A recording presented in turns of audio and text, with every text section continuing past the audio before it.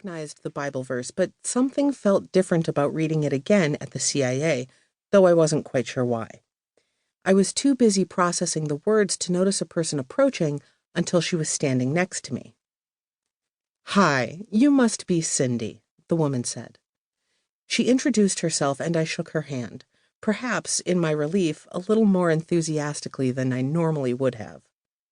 For a moment, my eyes flickered back to the verse on the wall. The woman followed my gaze. "It's our motto, and it guides our work here every day," she explained before waving for me to follow her. As we passed through the lobby together, I couldn't help it. "This place is so cool," I breathed.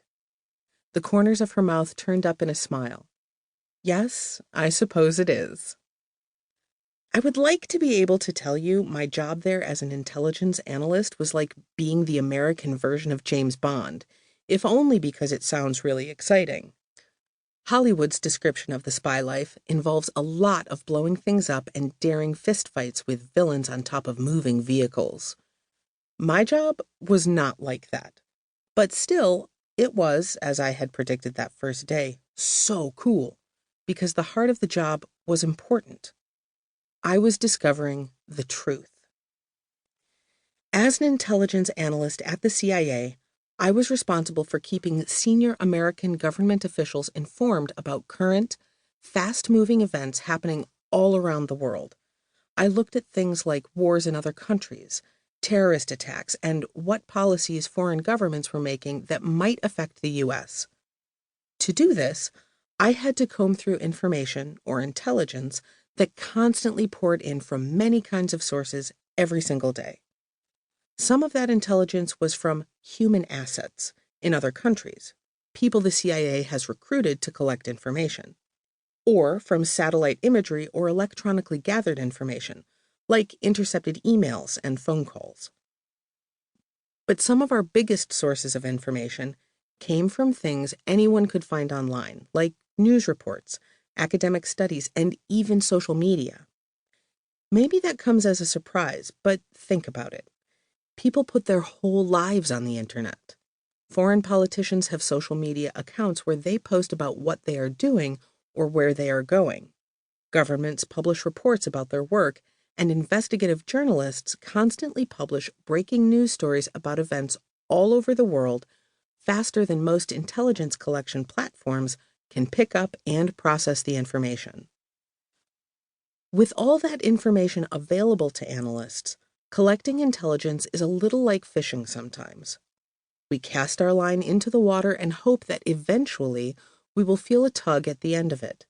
That tug might be an actual fish. That is certainly what you're hoping to catch, but in some cases it might turn out to be a plastic bag, or maybe it's a tin can someone intentionally dropped into the water that found its way onto our hook. All this garbage makes it difficult for analysts to figure out what is real and what isn't. So, what's the garbage we pull out of the water? Some of it is lies and deceptions from a government trying to hide what it is really doing, or false information that governments, groups, or individuals put out to try to influence people's opinions. Some of it is news that has been intentionally sensationalized in an effort to attract more readers, but that has lost some of its accuracy in the process. Other times, it is a joke or a prank a person or group is trying to pass off as true. If I had to put all these pieces of information garbage under one umbrella term, it would be this: fake news. This is a term you have probably heard a lot in the last few years, but it's not a new phenomenon. Fake news has gone by many different names in the past: yellow journalism, propaganda, junk news, tabloid journalism, disinformation, and hoaxes can all be considered a part of fake news. All these terms have the same basic definition at their core: an attempt to deliberately spread inaccurate or false information in order to mislead others, presenting it in a way that makes people likely to believe it to be true. Let me be really clear right up front about something. Fake news is not the actual news media. Fake news does not include reporters working hard to bring you accurate information each day. To keep listening to this audiobook, I've left you a link in the description so you can do it, at no cost thanks to Audible's 30-day free trial.